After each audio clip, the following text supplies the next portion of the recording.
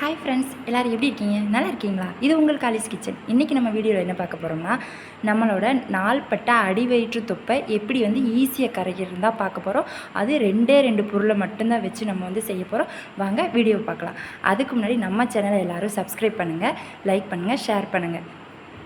பாருங்கள், நான் இந்த காட்டியிருக்கிற 1 டம்ளர் அளவு தண்ணி எடுத்து இந்த மாதிரி ஊற்றிடலாம். இந்த 1 டம்ளர் தண்ணி போதும். அதில் பார்த்திங்கன்னா கொஞ்சம் சீரகம், 1 டீஸ்பூன் இல்லைனா ஒரு 1.5 டீஸ்பூன் அந்த மாதிரி எடுக்குங்க. நான் கையில் தான் அளந்து போட்டிருக்கிறேன். சீரகம், ஒரு துண்டு பட்டை, ஒரு பெரிய பட்டை எடுத்துகிட்டு அதை 2ஆ 3ஆ உடச்சி வச்சுருக்கிறேன்.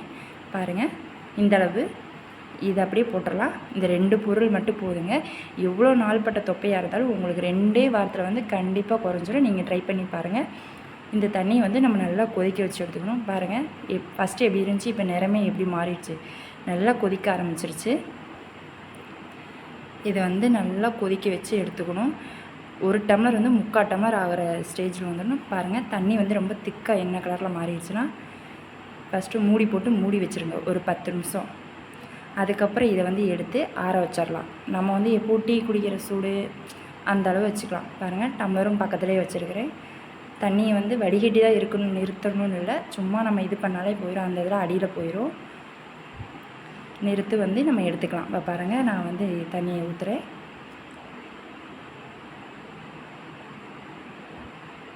பாருங்கள், நான் ஃபஸ்ட்டு 1 டம்ளர் எடுத்து இப்போ அது 3/4 டம்ளராக தான் இருக்குது. பாருங்கள், இந்த ஸ்டேஜில் தான் நீங்கள் குடிக்கணும்.